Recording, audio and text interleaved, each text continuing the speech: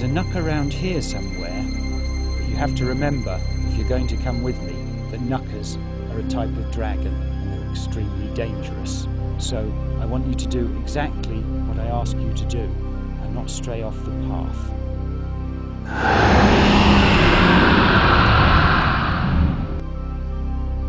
The Dragon's Eye is about two Victorian children, Daniel and Beatrice Cook, whose parents are living in India, and they don't come back when they're expected to, so they have to go and stay with Dr. Ernest Drake, their parents' old tutor, and they gradually find out that Dr. Ernest Drake is a dragonologist, someone who studies dragons. He takes them down to St. Leonard's Forest, where they meet two dragons, and they begin to learn about them, but then things take a quite unexpected turn.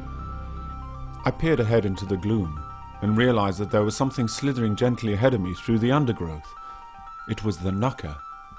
As I edged forward, I trod on a stick which broke with a loud snap and caused Weasel to stop and raise her head. As she turned towards me, I could see that she had two bright, snake-like eyes, but her eyes didn't have the intelligence of Scorcher's eyes. I stayed as still as I could. The knucker, which must have been very used to Dr. Drake by now, glanced over at him and then ignored us. I studied her carefully. She was leathery brown and seemed to have skin rather than scales. I could see two little bunches near her front legs which must have been useless wings. Meanwhile, Weasel continued her rabbit hunt. She slithered into a thick patch of undergrowth, her attention fixed on a patch of grass. Several rabbits, which had been disturbed by the noises I had made, had returned to feed. Weasel's head quivered in anticipation as she watched one particularly fat-looking rabbit hop over to join two others on a patch of clover. Suddenly, she leapt forward. Her tail flicked around behind, and her snake-like body curled into three loops which she dropped neatly over the three rabbits' heads. Soon, they were dangling from the loops in Weasel's body like clothes bobbing on a washing line. Then, with three quick gulps, they were gone. The knucker stretched, gave a happy little shudder and a wiggle, and then slithered away. And with that, we returned through the forest and back to Castle Drake.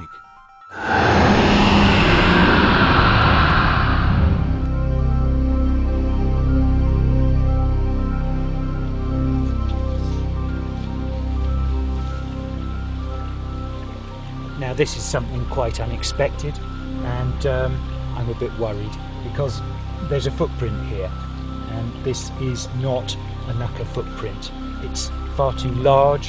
It has three toes like this, which is common to a knucker as well, but judging by its impression in the mud, I would say this is a young wyvern footprint, and so we may be in some considerable danger now.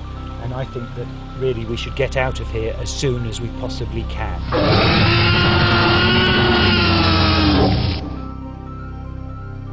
Do I believe in dragons? Well, that's an interesting question, and I must say it's one that I'm quite often asked, especially by children.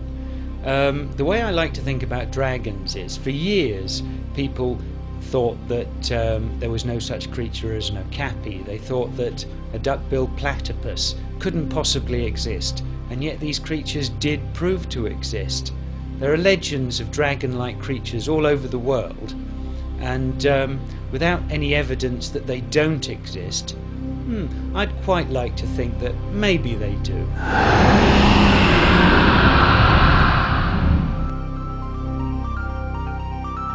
By now I was even more anxious to see what might be in the room where the smoke had come from. So I turned toward the door again and put my eye to the keyhole. Everything seemed dark at first, but as my eyes adjusted, I was able to make out what lay beyond. The room, which was lit by two candles, was in a terrible state of disarray.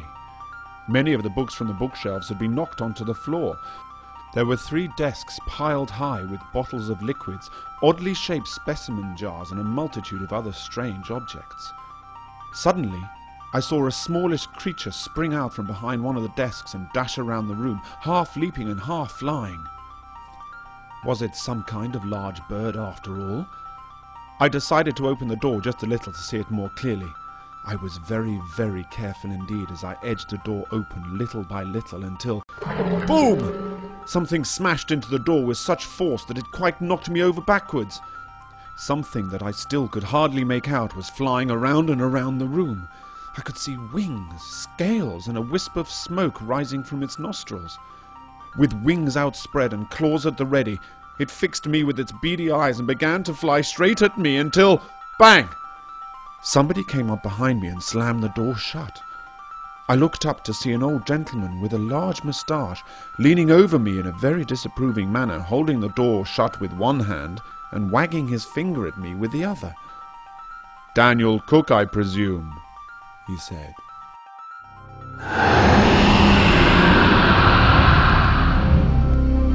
Dr. Ernest Drake lives in London, and he also lives in St Leonard's Forest. He has a shop in London called Dr. Drake's Dragonalia, where you can buy things like flame-proof cloaks and whistles to attract dragons. And he has a small summer school that he runs down in St Leonard's Forest for a very select few who go on to become members of the secret and ancient society of dragonologists. He lived, well, we know that he was alive in 1896 according to Dragonology, which he supposedly wrote, and in which he gives his scientific explanation of dragons.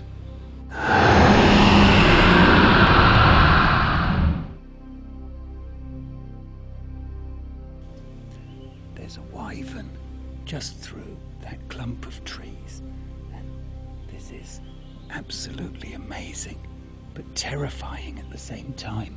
And I mustn't speak too loudly in case it hears me, but I've never seen one up this close before. They usually live in Africa. I don't know what one is doing in this forest, but I'm absolutely terrified. But it's so exciting. It's just there. I almost feel as though I could reach out and touch it. I'm going to have to go and see if I can get a better look.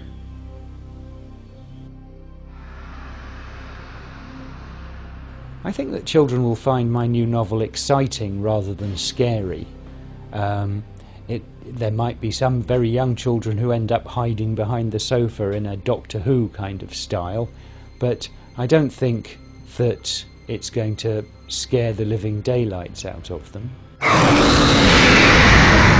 This novel's going to appeal to anyone who loves dragonology, but particularly children from 8 to 12 years old.